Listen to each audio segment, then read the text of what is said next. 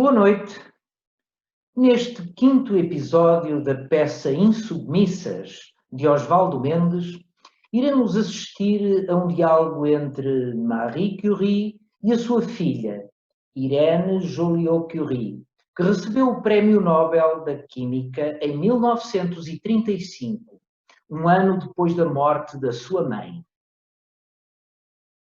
Eu tinha acabado de fazer 14 anos quando ouvi os primeiros boatos e não entendia bem do que se tratava. Ignorei até que eles chegaram aos jornais. Desde criança, eu, tal como a minha mãe, jamais me deixei trair pela emoção em público. Aprendi a guardar para mim os sentimentos mais fortes. No ano anterior, a morte do meu avô, Eugène Curie, feriu-me muito mais do que a morte do meu pai. O meu avô era um republicano anticlerical que se orgulhava de nunca ter entrado numa igreja nem para ver uma obra de arte. Passei a maior parte da minha infância com ele. Por isso, tinha muitos motivos para chorar a sua morte, mas não chorei. Nem chorei a morte do meu pai, tão súbita e violenta, que estou a ser admitida em casa. A minha mãe sepultou o episódio num silêncio absoluto e deixou ao tempo a tarefa de cicatrizar a perda do homem que, acredito, nunca deixou de amar. Mergulhou no trabalho e, para amenizar a ausência do meu pai, mudámos para uma casa nos arredores de Paris, até que a mamãe conseguiu um amplo apartamento no centro, onde criou uma escola para mim e para os meus amigos. As crianças devem pensar e brincar mais e decorar menos, dizia ela contra o modelo do ensino francês. Éramos 10 crianças de 6 famílias de professores da Sorbonne que concordaram em dar aulas.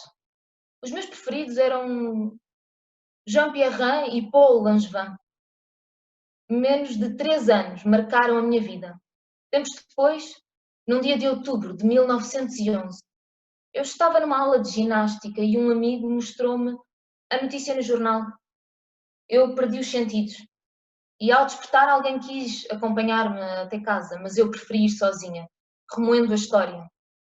Encontro a mamã sentada a estudar, como sempre costumava ficar. Nem eu, nem a minha irmã Eve. Jamais invadíamos esses momentos que eram só dela, mas não desta vez.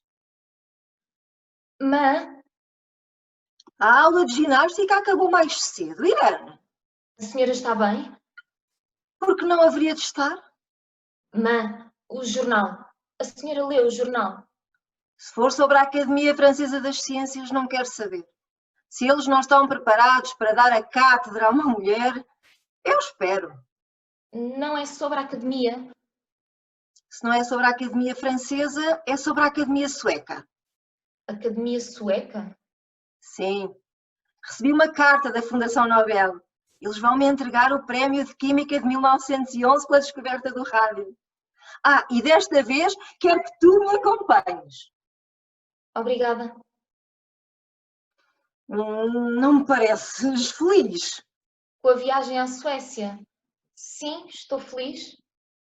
E isso não merece um sorriso? Claro que sim. Mãe, não leu o jornal? Raramente leio jornais. Para quê? Já sei o que pensam. É difícil aceitar que o Nobel seja entregue a uma mulher. O primeiro, em 1903. Eles engoliram porque eu dividi-o com 2 homens, Pierre e Becquerel. Mas foi preciso Pierre explicar à Academia Sueca que fizemos juntos toda a investigação sobre corpos radioativos. Que a nossa indicação como casal seria plus jolie d'un point de vue artistique.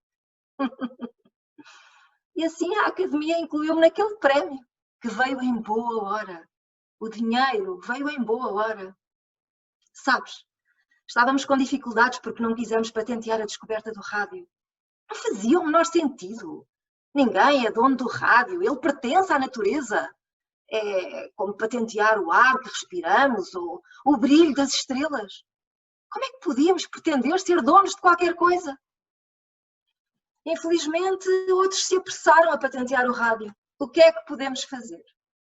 É mais grave do que isso, mãe. Então diz, Irene. Pareces mais aflita em contar-me a notícia do que eu em ouvir. É sobre o meu professor de matemática. O que é que ele fez? O que é que vocês fizeram? O que nós fizemos? Está no jornal. Uma história de amor. Madame Curie e professor Langevin. De onde é que a imprensa tirou isso? O escândalo da polaca, diz outro jornal. Ah, agora para os franceses eu sou a polaca. Deliberadamente, metodicamente e cientificamente. A senhora Curie esforçou-se em arrancar Paul Langevin da sua mulher e em afastá-lo dos seus filhos. Tudo isso é contado com cinismo ou confessado inconscientemente nas cartas que hoje são a única defesa da senhora Langevin. Que cartas? As suas e as de Paul? Mas elas são verdadeiras? E se não forem, faz alguma diferença? Então ela mergulhou em mais um dos seus longos silêncios. O seu olhar procurava um ponto qualquer fora da sala, no céu do quintal, através da janela, como se naquele céu parisiense projetasse o céu da sua Polónia. Antes de Curie, sou Slodowska. Sim, mas... Antes de Curie, sou Slodowska. Antes de Marie, fui Maria, Mania, Maniúzia. Assim devia ter permanecido sempre. Mas não é fácil ser Slodowska. Golpeiem os polacos até que desistam da própria vida, ordenou Bismarck. Desculpa, eu já te contei esta história. Eu gosto de ouvir. Não te aborrece? A mãe sabe que não.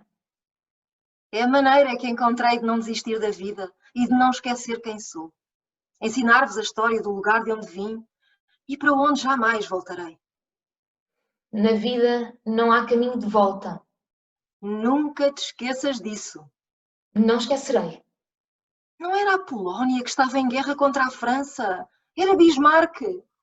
Foram os jovens soldados polacos mandados para a morte na linha da frente que pagaram o preço da unificação da Alemanha. A tragédia da Polónia foi estar no caminho da Áustria, da Rússia, da Prússia e da Alemanha para a França. Mas os franceses nunca vão entender isso. Como se falasse sem querer ser ouvida, ela mergulhou nas histórias de Varsóvia que se confundiam com as suas histórias pessoais. Depois calou-se. Ali estávamos, duas mulheres mudas, porque não precisávamos de palavras. Na minha mãe, o amor pela Polónia e pela França que a acolheu misturava-se. Eu não sei quanto tempo a minha mãe ficou parada a olhar o vazio, em silêncio. Não se mexeu nem quando bateram à porta. Eu fui atender. Mas é o professor Paul Langevin. Diz-lhe que não estou. Ele sabe que está em casa, mãe. Diz-lhe que falo com ele mais tarde, no laboratório. Nem tive tempo de ir até à porta. Contrariando os seus hábitos sempre polidos, Paul Langevin estava diante de nós, na sala que ele e outros homens só frequentaram enquanto o meu pai era vivo. Marie, precisamos conversar. Arriscou Paul depois de um longo silêncio. Pois falo. Não há nada que Irene não possa ouvir. Ela já é bem crescida. Não sei de onde partiram essas histórias. Tentou ele explicar. Não me interessa, Paul. Os que votaram contra a minha entrada na Academia das Ciências devem estar a comemorar. Ainda bem que não elegemos a estrangeira. A França libertária, a França que interessa, essa França ama-te, Marie, disse Paul, visivelmente transtornado. A França das ruas fecha-me as portas, Paul. Se não tivesse as minhas filhas, voltaria para a Polónia. Um dia precisei de sair da minha pátria. Não seria justo fazer isso com a Irene e Eve. Elas não podem pagar pela minha história. E quanto a essas notícias, não há o que fazer. Se houvesse alguma verdade nelas, eu até poderia sentir-me envaidecida por seduzir um homem que atrai tantas mulheres e que é bem mais novo do que eu. Apenas 5 anos, corrigiu ele. 5 anos fazem toda a diferença quando se trata de uma mulher mais velha e de um galanteador. Fosse eu casada e tu solteiro, ninguém te censuraria nem te chamariam de ladrão de esposas. Mas eu sou a ladra de maridos. Não foi isso que escreveram? Paul ainda tentou argumentar que a ciência era a razão do ciúme de Jeanne e que ela, Marie e os seus amigos o convenceram a abandonar o emprego promissor que a família de Jeanne se tinha empenhado tanto em conseguir. Nós salvámos-te para a ciência. Seria um desperdício alguém com o teu talento enterrar-se num escritório. Foi Pierre quem percebeu em ti um homem da ciência e te incluiu no nosso círculo de amigos. É o que eu sou, um homem da ciência, disse Paul com certo orgulho. Mas não é o que a Jane espera de ti. Foi a vez de Paul mergulhar em silêncio. Ele tentou explicar que Jane se recusava a aceitar a separação amigável e que já não havia mais nada entre eles. Desculpa, mas a tua relação com a Jane não me diz respeito. A mamã nem permitiu que ele continuasse. A partir de hoje, os nossos encontros devem limitar-se ao laboratório e a lugares públicos, e nunca sozinhos. Agora, por favor, sai. Não é bom que te vejam na minha casa. Acompanhei Paul até à porta, voltei. Ela estava mergulhada em dor silenciosa, nunca foi dispor as suas emoções, nem quando o papá morreu. Mas ela notou a minha aflição. Que cara é essa, Irene? Toda essa história, mãe. O que vai acontecer? Nada. Não vai acontecer nada. Eu tenho medo. Na vida, como na natureza, não se deve ter medo, porque tudo está aí para ser compreendido. Aprenda a trocar o medo pela curiosidade. E lembra-te, quando se trabalha com certos elementos, a curiosidade não basta. É preciso uma dose infinita de paciência e estar pronta para se deixar surpreender. A mamã ficou a falar compulsivamente. Mãe, precisa de alguma coisa? Ela não respondeu. Continuou a falar como se não estivesse presente. Tu tinhas 3 meses quando comecei a minha tese de doutoramento. Corria entre os cientistas a ideia estúpida de que não havia mais nada a descobrir na física. Ainda não sabemos tudo e jamais saberemos. Incomodava-me pensar no átomo como algo indivisível. Mas como provar que o átomo pode sofrer mudanças, se pode dividir? A radiação na peixe-belenda era um campo aberto para a pesquisa e a experimentação. Escolhi trabalhar com a peixe-belenda porque era mais acessível e barata que outros minerais. Comecei com 100 gramas. Quanto mais eu destilava, triturava, dissolvia em ácido e filtrava, as pequenas porções que sobravam eram cada vez mais radioativas. Então o teu pai e eu isolámos e testámos cada um dos 78 elementos químicos conhecidos para ver se os misteriosos raios também fluíam de outra substância que não o urânio. Demorámos muito, porque não tínhamos dinheiro para comprar as amostras e porque as nossas condições de trabalho eram muito precárias. Até que num dia de março de 1901, a peixe-belenda nos revelou o segredo que escondia. 2 elementos surpreendentes, muitíssimas vezes mais radioativos que o urânio. Batizei um deles de polónio, por razões óbvias.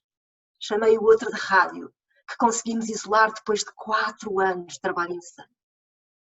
4 anos em que me dividi entre ser mãe e cientista, vivendo entre esses 2 mundos. A minha presença era indiferente. Se eu saísse, ela nem notaria.